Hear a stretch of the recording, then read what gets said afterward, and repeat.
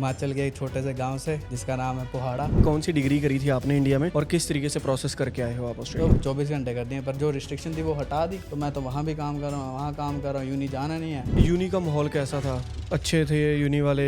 Cooperate करते रहे अगर मान लो कोई दिक्कत भी आ रही है आप लोगों को? देसी तो कोई मिला नहीं, तो फिर मेरे साथ ये ऑस्ट्रेलियन वगैरह के साथ मेरी दोस्ती वगैरह हुई। मेरे को आया था कि आपने ना टैक्स नहीं भरा जी, आपको पुलिस उठा ले जाएगी। तूने जो ये सर्टिफिकेशन वगैरह की है ना, मुझे वही पसंद आई और उसी के बेसिस पे मैं तुझे जॉब दे रहा हूँ। ये आपने यूनी में सीखा वेबसाइट बनाना कि पहले से आपको चीज़ें आती थी? PR लूँगा, आगे को मुझे अपना डिजिटल मार्केटिंग में मुझे इधर ही बिजनेस करना है। तो अगर मान लो कोई बंदा स्पेसिफिक आईटी में आ रहा है तो उसको क्या सलाह दोगे, क्या गाइड करोगे कि ऑलरेडी जो इंडिया से सीख के आए कुछ ऐसी स्किल्स वगैरह?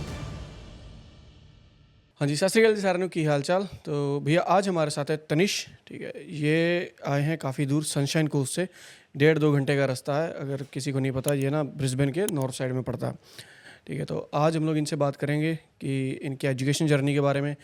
और काफ़ी लोग ये कहते हैं ना कि भाई आईटी करने के बाद लोगों को जॉब्स नहीं लगती हैं, तो भाई के पास जॉब भी है, उसके बारे में बात करेंगे। कैसे इनको जॉब मिली है और कैसा इनका रिज्यूमे का टेम्पलेट वगैरह था और कितनी जॉब्स अप्लाई करी थी, क्योंकि ईजी नहीं है। तो थैंक यू सो मच भाई तनिष, आपने टाइम दिया। थैंक यू भाई, थैंक यू मुझे यहाँ पे बुलाने के लिए। अरे कोई चक्कर नहीं है। पहले बताओ कहाँ से हो? तो भाई मैं हूँ हिमाचल के एक छोटे से गांव से जिसका नाम है पोहाड़ा। ओके। वो और अगर तुम्हें ज़्यादा कॉन्टेक्स्ट चाहिए तो मोस्ट ऑफ द लोगों ने धर्मशाला का नाम सुना होगा। हाँ, क्रिकेट ग्राउंड। हाँ, क्रिकेट ग्राउंड के लिए वो फेमस है। तो बस धर्मशाला से ये 10-15 किलोमीटर के पे एक गांव है, वहाँ पे है तो ज़्यादा कुछ नहीं, हाँ, पर ठीक है, अपना घर है वहाँ पे। ओके। मतलब आप पहाड़ों से हो? हैं? हाँ, मतलब पहाड़ पे ही है। ओके। अभी बताओ कि कौन सी डिग्री करी थी आपने इंडिया में और किस तरीके से प्रोसेस करके आए हो आप तो ऑस्ट्रेलिया? भाई मैंने डिग्री कुछ नहीं की थी इंडिया में, मैं 12th पास आउट था। ओके। और मेनली आज जब सारे 12th में होते हैं ना, तो 11th-12th में क्या होता है, जय देना है। तो हम भी वहीं चले गए कि जय देना है। हमने भी थोड़ी बहुत 12th पास होने के बाद, 12th तक तो मैंने कुछ नहीं किया, मतलब ऐसा कि हार्डकोर जय की स्टडी। पर उसके बाद फिर मैंने 1 साल ड्रॉप मारा। उसके बाद 1 साल ड्रॉप मार के मैं गया चंडीगढ़ में मैं पढ़ा एलन में। तो 1 साल वहाँ पढ़ा। एलन क्या है?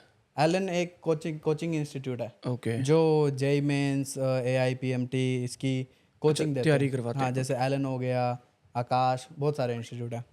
जैसे कोटा नहीं होता। हाँ हाँ, समझ गया। हाँ, तो वैसे। और फिर उसके बाद 1 साल हमने वहाँ पढ़ाई। हाँ। और फिर उसके बाद जेई मेंस दिया। तो जब मैं ये प्रोसेस कर रहा था ना, तो मेरा एक भाई है, मतलब कज़न है, तो वो तैयारी कर रहा था कि ऑस्ट्रेलिया आने की, ओके। क्योंकि उसने डिग्री की हुई थी बैचलर्स इंडिया में। तो वो तैयारी कर रहा था, उसने 1-2 बार IELTS का दिया, पर उसका कुछ बना नहीं। फिर मुझे बोलता कि भाई तू भी देख ले, क्योंकि हम हिमाचल में तो भाई कौन ही सोचता है कि बाहर जाएंगे, हमारे वहाँ इतना कॉमन नहीं है। ओके। क्योंकि मेरा जेई मेंस का था ना एग्ज़ाम, और उसके बाद उसी दौरान मतलब मैंने ज़्यादा फोकस नहीं किया था कि बाहर जाऊंगा। मेरा मेन फोकस तो जेई का ही था, क्योंकि मुझे तो था भाई ये पास करना है और कोई अच्छा सा NIT, क्योंकि मैं मोस्टली था कि IIT तो मेरे लिए था कि IIT तो बहुत मतलब बड़ी चीज़ है हमारे लिए, ठीक है। तो हमने था कि NIT तक पहुंच जाएं, हमारे लिए वो ही सही है। और मेरा टेक्नोलॉजी में हमेशा से इंटरेस्ट था, तभी से ही मेरा था कि IT में मुझे कुछ करना है, पर मुझे पता नहीं था कि क्या करना है। और फिर उसके बाद मैंने एग्ज़ाम दिया IELTS का एग्ज़ाम भी मैंने पता कैसे दिया, मतलब आज मैंने एग्ज़ाम फिल किया, आज एग्ज़ाम बुक किया और 2 दिन बाद एग्ज़ाम है, 3 दिन बाद। तो मैंने थोड़ा बहुत टेम्पलेट वगैरह पढ़ा, कि टेम्पलेट वगैरह देखी क्या होती है। और IELTS में तो स्पीकिंग में तो वो PT की तरह नहीं है, IELTS में तो वो अलग होटल सीन में है। हाँ। जाके रूम में वो बात करना पड़ती है। तो फिर मेरा वो सारा सही हो गया। और फिर उसके बाद मेरे आ गए 6.5 बैंड आ गए मेरे, और मुझे वही चाहिए थे। और फिर उसके बाद क्योंकि मैं तो रहता हिमाचल में था, फिर उसके बाद क्योंकि मैं हिमाचल चला गया था, फिर वो चंडीगढ़ में अपना IIT का ख़त्म हो गया। पर जो मुझे IELTS का करना पड़ता था, जो भी, या वीज़ा का कुछ भी करना है, तो मुझे चंडीगढ़ आना पड़ता था। तो मेरे चंडीगढ़ के मतलब 5-6 चक्कर लगे हैं। फिर वहाँ आओ, एजेंट से बात करो। और मेरा पता क्या था कि मेरा एजेंट जो था वो IDP से था। ओके।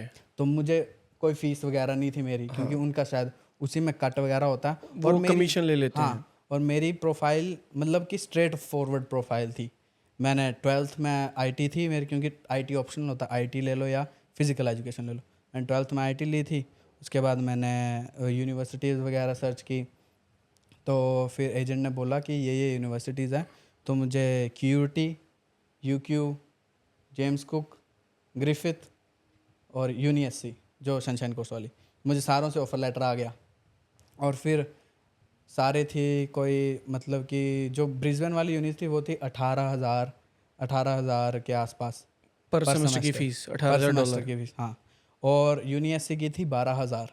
ओके। और मैंने देखा कि रीजनल, क्योंकि मुझे रीजनल का पता लग गया था तब, मैंने देखा कि रीजनल में वहाँ बोले यूनिएससी में जाते हैं, वहाँ पे मुझे bachelors of information communication technology मिलेगी। और फिर मैंने वो अप्लाई की।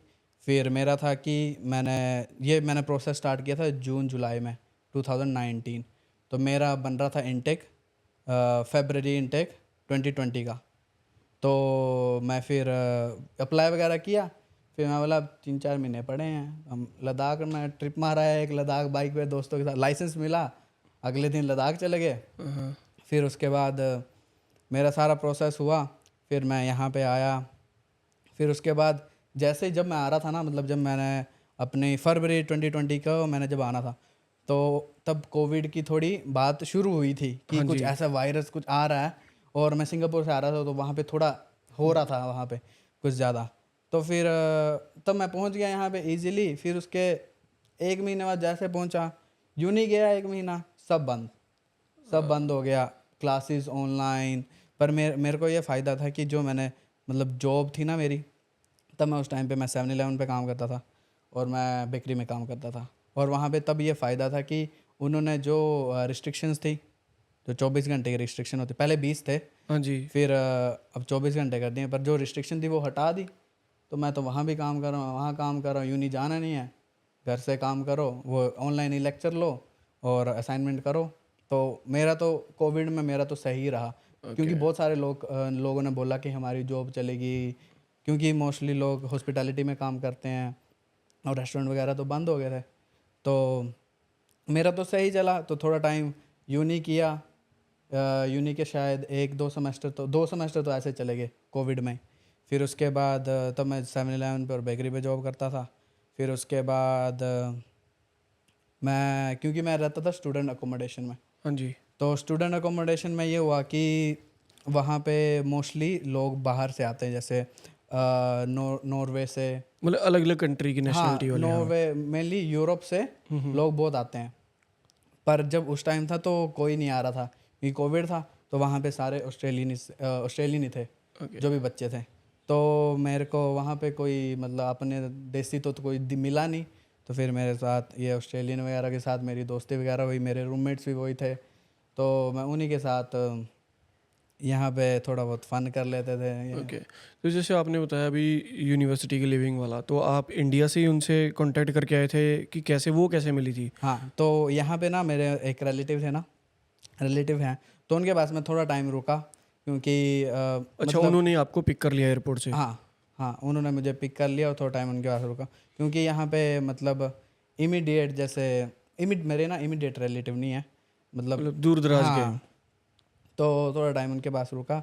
फिर यहाँ पे आके मैंने अप्लाई किया स्टूडेंट अकोमोडेशन में, तो मेरा कुछ बन नहीं रहा था। फिर उसके बाद ना यहाँ पे स्टूडेंट अकोमोडेशन में एक ब्रिस्बेन से एक लड़की रहती थी। वो रहती तो नहीं थी, पर रीजनल के लिए उसने वहाँ पे लीज डाल रखा था उसकी। लीज ली थी उसने रीजनल के लिए। तो उसने फेसबुक ग्रुप में इंडियंस इन ब्रिस्बेन में डाला कि मैं लीज ब्रेक कर रही हूँ। मैंने उसको कांटेक्ट किया, मैं उसको बोला अच्छा लीज ब्रेक कर रहे हो आप, मैं एक बार आ जाता हूँ और कमरा वगैरह देख लेता हूँ, बाकी तो मुझे मूव करना है। ठीक है, मैं गया एक बार, मैंने कमरा वगैरह देखा, मैं सही है यहाँ पे, फिर मैं मूव हो गया। ओके। तो उसका रेंट वगैरह कितना था? तो भाई जब मैं आया था ना, तो रेंट था मेरा $179। ओके, एक वीक का? हाँ, एक वीक का $179। और फिर वो ग्रेजुअली हर 6 मंथ्स बढ़ता गया? $15-20 बढ़ता गया। पर तभी के लिए $179 नॉट ठीक थे। हाँ, डिसेंट प्राइस। पर अब जब मैंने छोड़ा है, तो अभी $250 था। फिर भी इतना नहीं बढ़ा अगर 4-5 साल देखे जाएं हाँ उस हिसाब से। हाँ। तो उसमें क्या कुछ था, इलेक्ट्रिसिटी वगैरह थी साथ में? जैसे तुम्हारी यूनिट होती है, यूनिट में तुम्हारे 4 बेडरूम होंगे, तो 4 बेडरूम में तुम्हें अपना पर्सनल बेडरूम और पर्सनल बाथरूम टॉयलेट मिलेगा, ठीक है। उसमें तुम्हें एक बेड मिलेगा विद मैट्रेस ओके। और एक डेस्क मिलेगा, और बस यही था। और उसमें तुम्हारी इलेक्ट्रिसिटी इंक्लूड, तुम्हें इंटरनेट इंक्लूडेड, शायद 50 GB internet include, electricity, water, सब कुछ इंक्लूड, मतलब कोई ऊपर से खर्चा ऊपर से नहीं, नहीं, बस ठीक है। ग्रोसरी वगैरह जो भी है। तो आपने जब शुरू में बताया आप 7-Eleven पे काम करते थे और बेकरी में, ठीक है, तो वो जॉबें कैसे मिली थी दोनों? तो जो मेरे जो रिलेटिव्स थे, तो उनके थोड़े बहुत लिंक थे इधर, तो उन्होंने थोड़ी आगे बात कर ली कि ऐसे ऐसे है, तो आप अगर आपके पास है जॉब तो चलो बता दो हमें। फिर मैं भी गया, पर मेरे लिए था कि मतलब इंटरव्यू वगैरह तो मुझे देना ही पड़ा था। और मुझे लगता है ना, मुझे जॉब इसलिए मिली थी क्योंकि मेरी एज थी तब 19। हाँ, क्योंकि उनको पैसे कम देने पड़ते थे। पैसे कम देने पड़ते थे, तो क्योंकि अगर मेरी एज ज़्यादा होती तो मे भी मुझे वो जॉब नहीं देते, ठीक है। पर मेरी 19 थी, तो मुझे तब मिलते थे 18-19 डॉलर्स के हिसाब से, क्योंकि मेरी एज वैसे थी। क्योंकि 19 में अलग मिलती है, 20 में अलग, और 21 के बाद वो सेम है। Normal job. हाँ सेम है। तो मुझे लगता है उसके लिए मुझे वो जॉब मिली थी। सही है, सही है। तो उसके बाद आप, डिग्री कैसी थी आपकी? आपने चलो आईटी करी है, कैसी, इजी है, टफ है? कितने दिन, मतलब आप यूनी चलो 2 दिन नहीं जा रहे थे, अगर आफ्टर कोविड है ना, तो कैसा, क्या माहौल क्या है यूनी का, ओवरऑल क्या सीन है उसका? भाई यूनी ना, एक तो जब मैंने ये यूनी चूज़ की ना, तो मैंने ये देखा कि इस यूनी का जो ना कैंपस, वो यहाँ पे है, वो बहुत बड़ा है और कैंपस। क्योंकि अगर मैं जेम्स कुक में जाता तो वो तो बिल्डिंग है वहाँ पे और कुछ नहीं है वहाँ पे, तो क्लासें लगती। मैंने देखा यहाँ पे कैंपस अच्छा है। और उसके बाद यूनी में जैसे 1 साल तो हम गए नहीं, फिर उसके बाद 1 साल गए, तो हम जैसे 2 दिन जाता मैं, क्योंकि आप सिलेक्ट कर सकते हो अपनी। हाँ। मैंने 2 दिन अपनी सिलेक्ट कर ली कि मैं ये 2 दिन जाऊँगा। और मेरी यूनी थी मतलब कि 10 minute walk from student accommodation. तो यूनी गए फिर उसके बाद, और यूनी में सही था, मतलब कि क्लासेस भी सही थी। हाँ, तो यूनी में फिर मुझे 1-2 दोस्त मिले, एक गुजरात से मिला, एक उत्तराखंड से मिला, तो सही था। और फिर मेरे गोरे दोस्त भी थे यूनी में, तो हम सारे प्रोजेक्ट वगैरह साथ में करते थे। चलो जॉब का आपका हो गया, ठीक है। तो फिर यूनी का माहौल कैसा था? अच्छे थे यूनी वाले? कोऑपरेट करते रहे अगर मान लो कोई दिक्कत भी आ रही है आप लोगों को, तो वो कैसा, क्या माहौल था? देखो यूनी में ना लेक्चरर्स वगैरह सही थे, सब टीचर्स भी सही थे। क्योंकि जब अगर तुम टीचर से कुछ पूछने जाओ तो वो तुम्हें बताते थे। पर ये तो है कि अगर तुमने पढ़ना है तो तुम पढ़ो, तुम्हें नहीं पढ़ना है तो उन्हें कोई फ़र्क नहीं पड़ता। तो मेरा ये था कि मेरा जैसे आईटी में पहले से इंटरेस्ट था, तो मुझे ये नहीं था कि मुझे कुछ एक्स्ट्रा करना पड़ता था, पर एक्स्ट्रा ऑर्डिनरी कुछ एफर्ट नहीं करना है। मुझे उसी में इंटरेस्ट था। और मैं तब ना थोड़ा बहुत अपना काम भी शुरू कर दिया था इसमें, मतलब कि फ्रीलांसिंग वगैरह। तो मैं अपने लिए, मेरे 1-2 क्लाइंट्स होते थे, मैं उनके लिए थोड़ा बहुत काम करता था। तो जो आप अपने क्लाइंट्स के लिए क्या काम कर रहे थे? जैसे भाई काम, जैसे website design, SEO, search engine optimization, या फिर Google ads, Facebook ads, Insta ads, मतलब वही काम करता था उसी के अराउंड। ओके। तो वो क्या सिस्टम था, मतलब वो किस तरीके से आपको पे करते थे? स्टार्टिंग में तो जैसे मैंने जब स्टार्ट किया था, तो उसके बाद मैं पहले फ्री में काम किया थोड़ा बहुत, क्योंकि टेस्टिमोनियल्स के लिए, अच्छे रिव्यूज़ के लिए, तो मैंने थोड़ा फ्री में काम किया। फिर उसके बाद मेरे को, जो मेरा एक सोलन का फ्रेंड है ना, वो एक डिजिटल मार्केटिंग की एजेंसी में काम करता है, काम नहीं करता, डिजिटल मार्केटिंग एजेंसी रन करता है कनाडा में, वो एक पार्टनर के साथ, और अभी वो यूके में है। तो मैंने उसको अप्रोच किया, मैंने बोला भाई ऐसा ऐसा है, तो काम है, क्योंकि मुझे तो था कि मुझे अपना स्किल अपग्रेड करना था। तो मैं तो देखता था कि जैसे मर्जी मैं अपना स्किल अपग्रेड करूँ। तो मैंने उसके बाद थोड़ा बहुत काम करना शुरू किया। तो पेमेंट का भाई यही था कि ज़्यादा पैसा तो नहीं था, पर वही $20-25 एन आवर बन जाता था। ओके। थोड़ा बहुत मैं काम कर लेता था, जैसे हफ्ते में 5 घंटे हो गया, 10 घंटे हो गया मैक्सिमम। तो ऐसा भी हुआ किसी क्लाइंट ने ऐसे पैसे मार लिए हो? नहीं नहीं, ऐसा तो मेरे साथ हुआ नहीं कि क्लाइंट ने पैसे मार लिए, Okay. क्योंकि प्रोडक्ट, जैसे कोई मेरे से वेबसाइट बनवा रहा है, एक्सेस तो मेरे पास ही है ना। अगर वो पेमेंट नहीं करेगा तो फिर मैं उसको एक्सेस नहीं दूंगा। हाँ, या कुछ भी है। तो वो वैसे कितना टाइम जाता है एक वेबसाइट बनाने को? भाई देखो ना, अगर मैं तो बैठ गया 10 घंटे में बना दूंगा। ओके। और ये डिपेंड भी करता है कि वेबसाइट अगर नॉर्मल वेबसाइट है तो इजी है, मतलब। और अगर तुम्हारा जैसे ई कॉमर्स है तो उसके लिए तुम्हें वो कॉमर्स वगैरह इंस्टॉल करना पड़ता है, तो उसमें प्रोडक्ट्स वगैरह, तो उसमें एक्स्ट्रा टाइम लगता है। ओके। पर मेनली 10 घंटे 15 घंटे मैक्स। ओके। तो जो आपके क्लाइंट थे, ठीक है, तो फिर उनको जैसे आपने $20-22 आपने घंटे वाली बात बोली, तो उनको तो पता नहीं है कितने घंटे लग रहे हैं, क्योंकि आप तो बैठे हो उस सिस्टम पे। हाँ, तो उनको फिर किस हिसाब से चार्ज उनको कर रहे बोलो 20 घंटे लगे हैं। हैं? अच्छा, चाहे कम भी लगे हैं। हाँ, ठीक है। क्योंकि ओके। भाई एंड में तुम उनको वो सर्विस प्रोवाइड कर रहे हो ना, तुम्हारा स्किल सेट है, तुम अपने स्किल सेट से सर्विस प्रोवाइड कर रहे हो, तो तुम्हारे पे। पर मेनली ये होता था कि पैसे की बात मैं पहले ही कर लेता था कि भाई इतने पैसे लगने हैं, तुम्हें बनवानी है तो बताओ। वो अब मेरे पे है कि मैं 15 घंटे लगाऊंगा, मैं 20 घंटे लगाऊं। अच्छा, वो ठेका ही कर लेते थे आप। सही है। हाँ। तो उसके बाद भी तो वो चक्कर रहता ना कि लाइक बैक एंड पे आपको सपोर्ट देनी पड़ती हाँ, है, तो उसका क्या सीन तो रहता था? देखो, एक तो आधे क्लाइंट होते थे जो तो एक बार बनाओ और वो बोलते थे ठीक है अब हम टेक केयर कर लेंगे, क्योंकि मैं उसके बाद उनके लिए ट्रेनिंग वीडियो भी बना देता था कि तुम्हें ऐसे ऐसे करना है। पर आधे क्लाइंट होते थे वो बोलते नहीं है मुझे नहीं करना है, तुम देखो। तो वो सपोर्ट का जैसे मंथली सपोर्ट प्रोवाइड कर रहे हो तो 1 घंटे का, जैसे अपडेट करो वर्डप्रेस, जैसे मेनली वर्डप्रेस का काम होता है, वर्डप्रेस प्लगइन्स थीम्स अपडेट करो, 1 घंटे का काम है। 1 घंटे को उनको बोलना कि मैं तुझे मेंटेनेंस रिटेनर दे देता हूँ, $100 दे देना या $150 दे देना। ओके। सही है। तो ये आपने यूनी में सीखा वेबसाइट बनाना कि पहले से आपको चीज़ें आती थी? देखो भाई, मैं ऐसा बंदा हूँ ना थोड़ा, कि मेरा थोड़ा एंटरप्रेन्योरियल माइंड सेट है, ठीक है। तो मैं मतलब अपना स्किल सेट अपग्रेड करता रहता हूँ। यूनी में हमें सिखाते थे। अब क्योंकि आईटी इतनी ब्रॉड फील्ड है ना, तो आईटी में अगर या तो तुम फ्रंट एंड डेवलपर बन जाओ, बैक एंड वेबसाइट डेवलपर बन जाओ, तुम सॉफ्टवेयर डेवलपर बन जाओ, ऐप डेवलपर बन जाओ, या तुम बिजनेस एनालिस्ट बन जाओ। क्योंकि जो मेरी डिग्री थी बैचलर इंफॉर्मेशन कम्युनिकेशन टेक्नोलॉजी, तो उसमें तुम बिजनेस एनालिस्ट भी बन सकते थे। तो स्टार्टिंग में तो मुझे पता नहीं था मुझे क्या करना था, पर मेरा थोड़ा वेबसाइट के तरफ मेरा थोड़ा ध्यान ज़्यादा था। मैं बोला ये मुझे करना है। और फिर जो मुझे आपको बता रहा हूँ कि सोलन वाला फ्रेंड था, वो पहले वैसे, तो मुझे वैसा वो नेटवर्क मिल गया ना, और फिर मैं उसी की तरफ खींचा चला गया। ओके। तो अभी आपकी डिग्री कंप्लीट हो चुकी है, ठीक है, तो आपको कितने साल की टीआर मिली? तो मुझे मिली 4 साल की टीआर। 5 साल की क्यों नहीं मिली आपको? 4 साल की किस हिसाब से मिली? मतलब मुझे 3 साल की टीआर, क्योंकि जब अगर आप अपना बता रहे हो कि आपको 5 साल की मिली थी, तो आपको जब मिली थी ना, तो शायद वो 5 साल की दे रहे थे, पर जब मुझे मिली थी तो वो 3 साल की दे रहे थे। पर मुझे 1 साल की एक्स्ट्रा टीआर मिली क्योंकि रीजनल की। अच्छा, हाँ। हाँ, ठीक है, समझ गया मैं। ओके। और वैसे भी आपकी बैचलर्स थी, आपकी मास्टर्स नहीं थी, हाँ। उसका भी फ़र्क पड़ता है। ठीक है।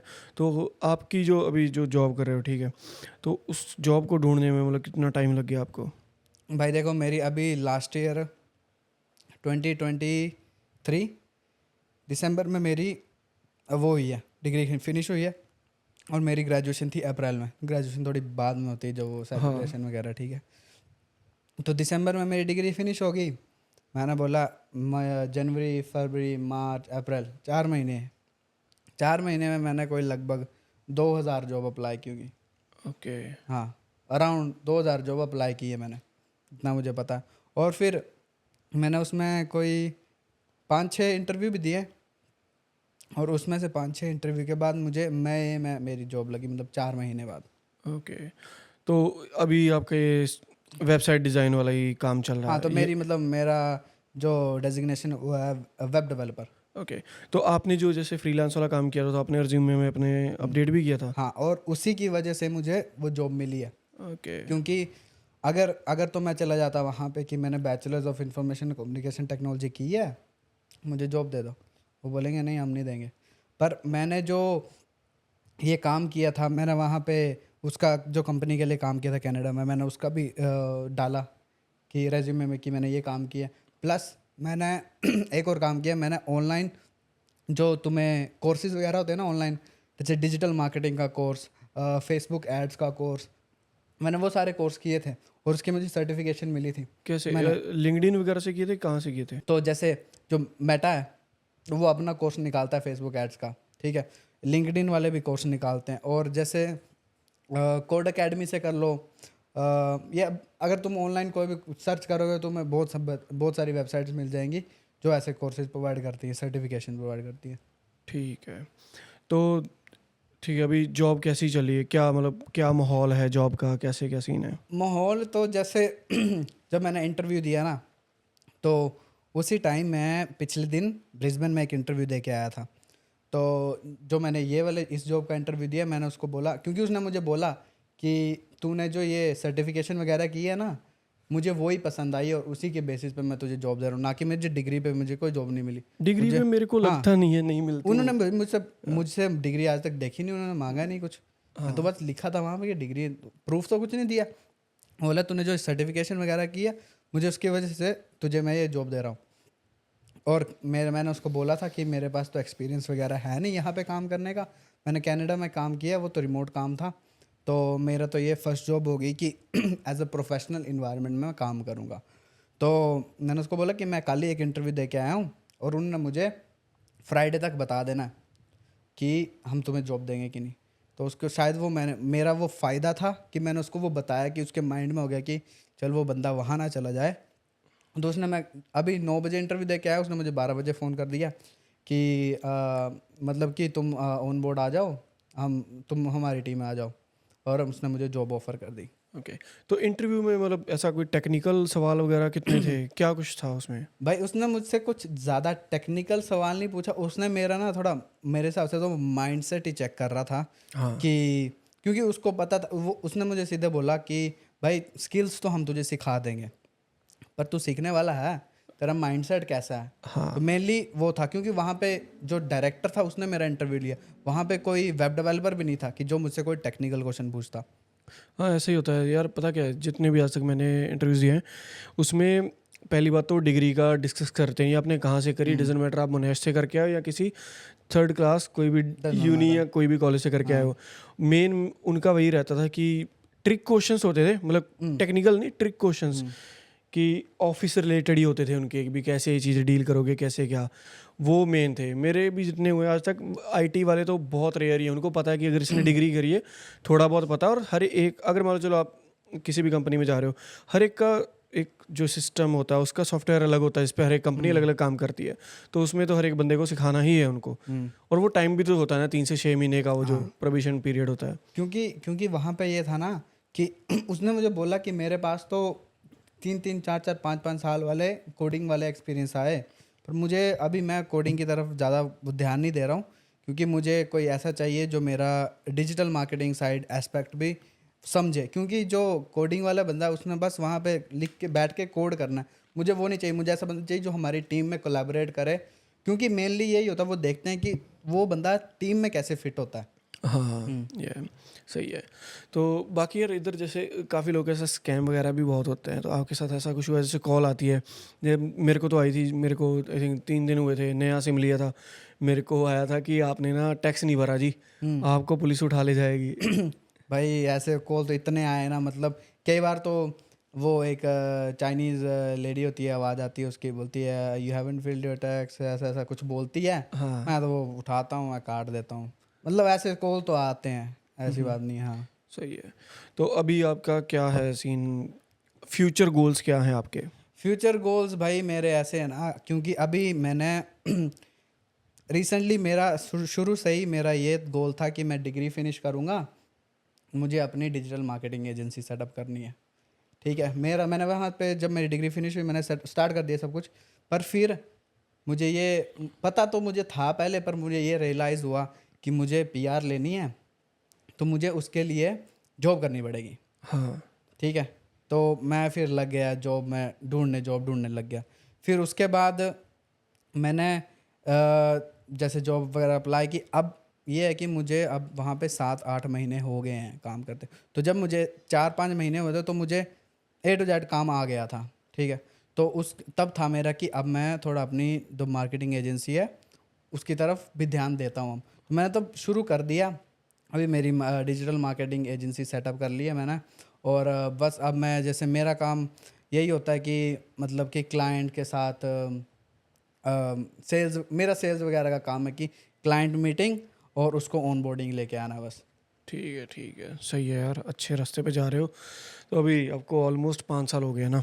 हाँ हो गया ऑलमोस्ट। ना? तो अभी कोई नए स्टूडेंट आ रहे, क्योंकि बहुत चेंज हो गया देखो पुराने टाइम से, क्योंकि महंगाई बहुत बढ़ गई, सारी चीज़ें हैं। तो अगर मान लो कोई बंदा स्पेसिफिक आईटी में आ रहा है, तो उसको क्या सलाह दोगे, क्या गाइड करोगे कि ऑलरेडी जो इंडिया से सीख के आए कुछ, या कुछ ऐसी स्किल्स वगैरह? भाई देखो ना, अगर तुम्हें इधर आना है तो तुम ये ना सोच के आओ कि तुम्हें पीआर लेनी है। मैं तो यही बोलता हूँ, क्योंकि मैं ये सोच के नहीं आया था कि मुझे पीआर लेनी। हाँ मतलब बैक ऑफ द हेड होता है कि लेनी है, पर मेरा वो गोल नहीं है। प्रायोरिटी पे नहीं है हाँ, वो। हाँ, मेरा वो गोल नहीं है, वो मेरे लिए एक एज अ स्टेपिंग स्टोन है कि मुझे आगे कुछ लाइफ में करना है। तो मेरे लिए वो एक बार, क्योंकि जब बंदा जब इधर होता है ना, तो वो मतलब कि उसके पाँव दो कश्तियों में होते हैं, ठीक है। उसको पीछे का भी देखना पड़ता है और उसको इधर का भी देखना पड़ता है। अगर वो सब कुछ इधर लगा दे, पीछे जाना पड़े वापस, तो फिर कुछ नहीं बचता और वो फिर डूब जाता है। तो बंदे को हमेशा पीछे और आगे देखना पड़ता है। तो अब मेरा यही था कि पीआर मेरे लिए थे एक स्टेपिंग स्टोन। मैं पीआर लूँगा, आगे को मुझे अपना डिजिटल मार्केटिंग में मुझे इधर ही बिजनेस करना है, इसी में ही मेरा यही फ्यूचर गोल है और मैं इसी को स्केल करूँगा आगे। ओके, ठीक है। तो ये टैटू वगैरह आपने इधर छपवाए, कहाँ से छपवाए? हाँ भाई, ये वाला, ये आप भोले का त्रिशूल। हाँ, त्रिशूल। तो ये मैं गया सेलिब्रिटी इंक गया मैं इसको पूछने में, मेरे पास डिज़ाइन था और वो बोलते कि $1100 लगेंगे। यहाँ पे कहाँ पे हाँ है? यहाँ पे सनशाइन कोस्ट में ओके। $1100 लगेंगे। मैं बोला $1100 कौन दे। फिर उसके बाद मेरा एक दोस्त था, गोरा दोस्त था, तो उसके तो टैटू टैटू है उसके। मैंने उसको पूछा, मैंने एक टैटू करवाना, मैंने कहाँ जाऊँगा। बोला ये बंदा है, इसको कैश देना और ये कर देगा टैटू। तो मैं उसके पास गया तो वो बोलता कि हाँ कर दूंगा तेरा 500 में, ओके, क्योंकि अगर वो कैश लेगा तो उसका फ़ायदा है, उसको दिखाना नहीं पड़ेगा आगे। तो उसने मैं $500 में कर दिया। सही है, सही हाँ, है। और फिर उसके बाद था कि मैंने ये करवाया। फिर मैं इंडिया गया, मैंने इंडिया में 2 टैटू करवाए। एक मैंने यहाँ पे स्नेक का टैटू करवाया और पीछे स्वॉर्ड और विंग्स हैं। तो ये तो मेरे को पड़ा 6,000 का इंडिया में। और इंडिया, हाँ, इंडियन रुपीज़ का? और अच्छा। पीछे वाला पड़ा मुझे 15,000 का। मैं बोला, मैंने फिर हिसाब लगा, मैंने फिर यहाँ नहीं करवाऊंगा, मैं इंडिया में करवाऊंगा। या फिर हाँ महंगाई भी तो है ना? हाँ हाँ, पर ये था कि ये मेरा फर्स्ट टैटू था, तो मैंने चलो दे दिए, अब दे दिए। सही है। ठीक है, आपने जॉब भी कर ली, 5 साल हो गए, ठीक है। कोई ऐसा कोई रेसिज्म वाला बहुत रहता है लोगों के साथ, आप तो गोरों के साथ बीच में ही रहे हो वहाँ पे, तो कुछ ऐसा फेस किया हो आपने? भाई बहुत सारे लोग बोलते हैं कि मुझे फेस नहीं हुआ है, पर मेरे साथ तो मतलब कि इतनी बार हुआ है कि मैं क्या बोलूँ अब।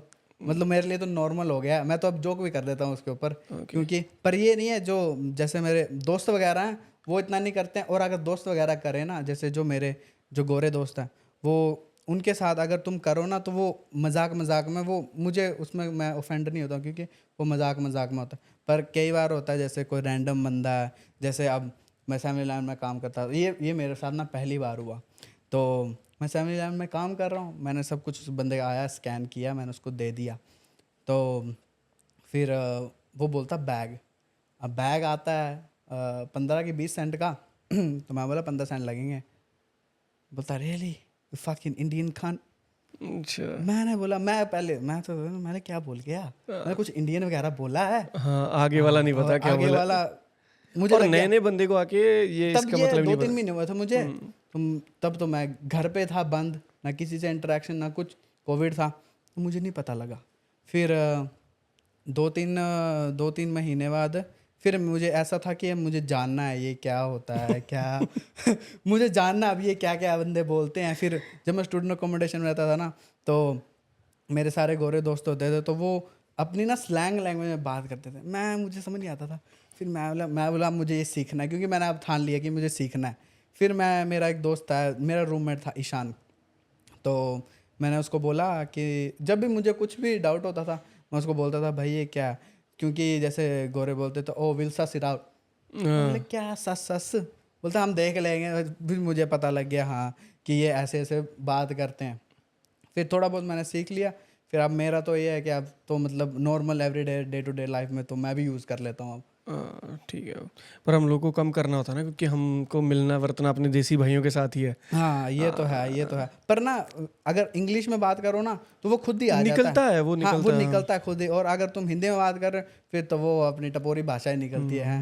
सही है। हम्म। तो और कोई ऐसा सीन हुआ हो, मतलब अभी जैसे आप कंपनी में करते हो, हाँ ठीक है, मेरे को इतना पता है कंपनीज में बहुत रहता है उनका सीन कि एक कोई बंदा है जो देसी है उसको ज़्यादा ज़्यादा हायर पोजीशन पे नहीं जाने देते। हाँ ये मैंने कई लोगों से सुना है। बाकी हैं बहुत सारे, अभी लोग बोलेंगे कि नहीं भाई देखो सीईओ भी हैं कंपनियों के, ठीक है, पर वो ट्राई करते हैं कि एक हायरार्की सी बनी रहे। तो कुछ ऐसा होता है आपके वहाँ? नहीं, मेरा जो वर्क प्लेस है ना वो बहुत बहुत अच्छा है। मतलब मुझे कभी ऐसे रेसिस वगैरह फील नहीं हुआ कि कोई हुआ। मतलब ऐसे अब जोक जोक में तो चलता वो है, अलग है, हाँ, वो मजाक अलग है वो। हाँ। हाँ कि जैसे मेरा बॉस कई बार जोक कर देता है, जैसे कोई इंडिया से कोई स्कैम कॉल आ गया और one of your buddies trying to call me तो मतलब ऐसे जोक जोक में चलता है। पर ऐसे कोई मतलब हार्डकोर ऐसा नहीं है कि तुम्हारे साथ कि तुम्हें अच्छा तुम यहाँ तुम्हारे साथ ये बुरा हम करेंगे। मतलब ऐसा कोई हार्ड फीलिंग्स नहीं है। सही है। और जैसे पहले मैं जब स्टूडेंट था तो मैं टैक्सी चलाता था, तो टैक्सी में मेरे साथ हुआ बहुत बार। एक बार मैं किसी को गोरे को उठाने गया, और मेनली ये करते हैं ना जो वो होते हैं बूढ़े, बुजुर्ग, हाँ हाँ, बुढ़े बुजुर्ग लोग। लोग ये ज़्यादा वो करते हैं। तो मेरे साथ हुआ, जैसे मैंने एक बंदे को उठाया और वो बोलता कि तू लेट है ये वो। मैं बोला भाई मुझे जॉब आई है अभी, तो मैं अभी उठाऊंगा ना। बोला you Indian trying to scam everyone. मैंने बोला भाई तू अभी, मैंने गाड़ी रोकी, मैं बोला तू बाहर निकल। हाँ, मैं तुझे लेके नहीं जाऊंगा, मैं तू बाहर निकल और मैं तेरी कंप्लेन करूंगा, ठीक है। फिर मैं जो बेस में जो जो ऑपरेटर होता है उसको मैंने फ़ोन लगाया, मैंने ऐसे ऐसे ये बंदा रेसिस्ट है मेरे साथ, मैं इसको नहीं लेके जाऊंगा, ठीक है। उसने बोलते हाँ हाँ तू छोड़ दे, ठीक है। और फिर मैंने उसके बाद, मैं आपको बात बताता हूँ, मैंने उसके बाद पुलिस लिंक पे फ़ोन किया। हाँ 000 तो है जो जैसे इमरजेंसी वगैरह। उसमें सबको जाती है आपकी, फायर वाले को, एम्बुलेंस को और हाँ पुलिस को। हाँ वो बस तुमसे एड्रेस मैंने किया है 4-5 बार। तो वो तुमसे एड्रेस वो तुमसे सबब पूछेंगे और तुम्हें बोलेंगे कि पुलिस फायर या किस पे करनी है, हाँ हाँ। एम्बुलेंस चाहिए है। तो उनको तो मैंने तब किया नहीं, क्योंकि मैंने उनको तब किया, वो बोलते कि पुलिस लिंक पे तुम फ़ोन करो, वो कि ईजियर तुम कंप्लेन करनी है किसी रजिस्टर के लिए। तो मैंने किया पुलिस लिंक में फ़ोन, मैं बोला ऐसे ऐसे मेरे साथ हुआ है, मेरे साथ ये बंदा रेसिस्ट था, इसने मुझे बोला, बोला उसने तुझे हिट किया।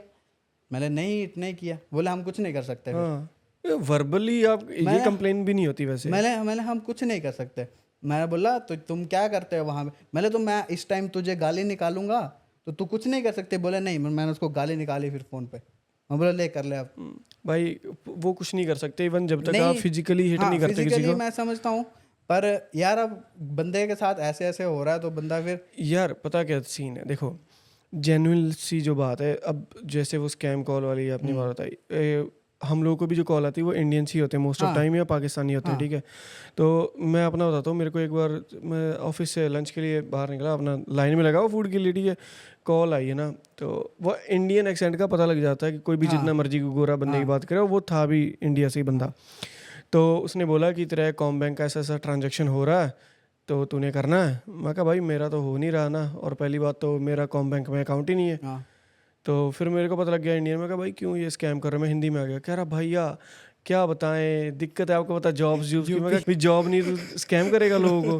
तो वो हिंदी में आ गया था। तो ठीक है, वो अपनी जगह वो भी ठीक है। अब गोरे बुढ़े जो हैं इनको नहीं पता भाई आईटी वीटी का, तो इतने स्कैम हम, मैं एक यूट्यूब चैनल गोरे का वो देखता होता, वो स्कैम बस्टर करके पता नहीं क्या कर हाँ रहे मैंने हैं, देखा ठीक है। वो स्कैम बस्टर। तो उसमें वो बुढ़े लोगों को टारगेट कर रहे हैं, तो बुढ़े बेचारों को पता ही नहीं कैसे क्या कंप्यूटर क्या, तो वो अपनी जगह भी सही। अब मेरे को ये बताओ, आपके साथ कभी कोई एक कम्युनिटी का कोई बंदा स्कैम कर जाए, आप उसको उसी नज़र से देखोगे। हाँ वो तो है, वो तो बात तो सही है। तो अब ऐसा नहीं कि आप जाकर उसके थप्पड़ मार रहे हो किसी को भी।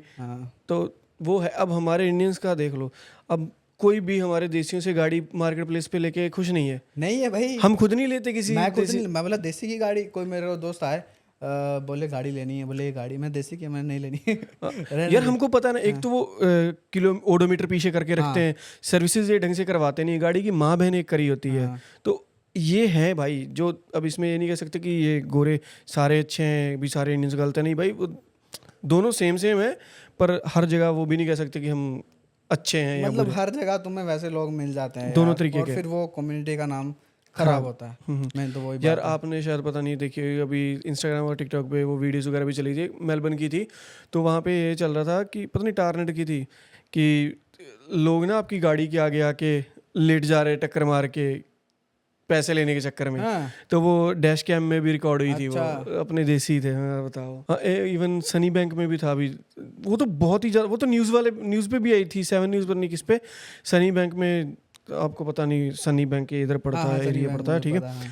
तो वहाँ पे रात का टाइम, वो तो 2-3 दिन ऐसे ही हुआ है, वो बंदा रोड पे जिधर को भी गाड़ी मुड़ रही है उधर को भग रहा है कि मैं टक्कर मारूं और पैसे लूं इससे। तो लोगों के डैश कैम यहाँ पे लगे ही होते हैं। हाँ। तो वो सीन बनता, क्योंकि मैंने भी जैसे एक यूट्यूब पे चैनल है डैश कैम्स ओनर्स ऑस्ट्रेलिया, हाँ, वहाँ पे मैं वीडियो थोड़ा देखता रहता हूँ 1-2 बार। और जनता गड्डी भी बहुत गंदी चलाती है यार। हाँ, नहीं अभी हमारे सनशाइन कोस्ट में सही है, वहाँ पे तुम इंडिकेटर दोगे लोग तुम्हें गिव वे देते हैं। अब तुम सिडनी मेलबर्न चल जाओ, सिडनी गया था मैं, सिडनी का खास करके ज़्यादा है। मैं गाड़ी चलाने में इंडिकेटर तो कोई रास्ता नहीं दे रहा है।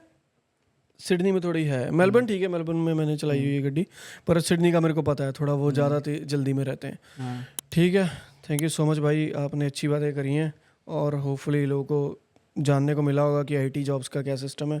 ठीक, आप रिज्यूमे वगैरह का है आपके पास, टेम्पलेट वगैरह? मेरे पास टेम्पलेट तो है, ओके, तो पर वो मिलेगी आपको यूट्यूब चैनल तनिष कोंडल पे। हाँ, तो डिस्क्रिप्शन में लिंक डाल देंगे। वीडियो डाली है उस पे टेम्पलेट पे? हाँ वीडियो डाली है मैंने भाई, A to Z सब कुछ वीडियो डाली, जो भी बंदा कुछ भी सोच सकता है उस हर चीज़ की वीडियो मिल जाएगी उसकी।